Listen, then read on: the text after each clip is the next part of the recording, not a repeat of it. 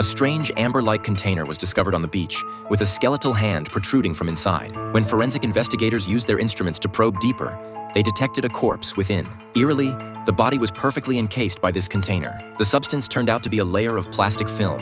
As the forensic examiner used a laser to cut an opening in the plastic, something unexpected happened. Upon taking a whiff, the examiner immediately collapsed. The body had been sealed in an airtight environment, producing massive amounts of carbon dioxide. The examiner had lost consciousness from inhaling excessive CO2. The female forensic pathologist discovered blunt force trauma to the back of the victim's skull. All of the victim's front teeth and lateral incisors had been violently knocked out by the killer. Such brutal methods suggested the perpetrator was someone dangerous. The killer had wrapped the body in plastic film and then left it in a location exposed to direct sunlight. As the corpse decomposed, the gases released caused the plastic to expand. The forensic team found wood shavings on the body with traces of ink. They quickly traced the shavings to a lumber company. When agents showed the victim's photo to employees there, one worker immediately recognized the deceased as Jess, a regular customer.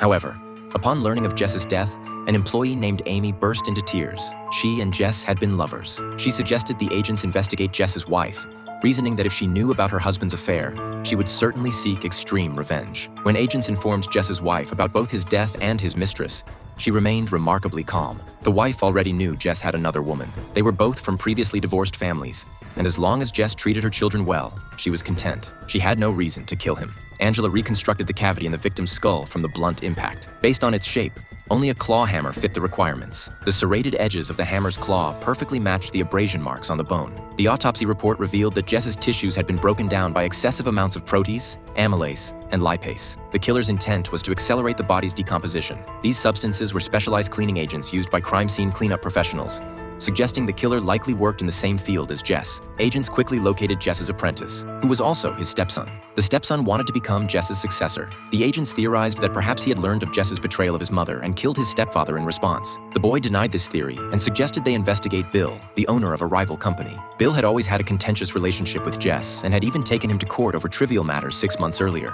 However, Bill claimed he and Jess had become good friends and were planning to merge their companies soon. Bill then told the agents that the stepson was actually the prime suspect. After all, if the two companies merged, he would no longer inherit Bill's business. At this point, forensic examiners checked the plastic film used by both companies. Bill used high-grade plastic, while Jess's was quite cheap. The plastic wrapped around the body was the same inexpensive type Jess used, indicating that Jess had been killed at his own workplace. The wood shavings covering Jess's body were from lumber used in home renovations during the 1970s. After screening, only one house matched these criteria. The agents brought the stepson to this house. Not long ago, there had been a home invasion robbery here. Several thieves had tried to steal money from an elderly woman who owned the house. After searching unsuccessfully for a long time, they killed the old woman in her room. When the company merger was mentioned,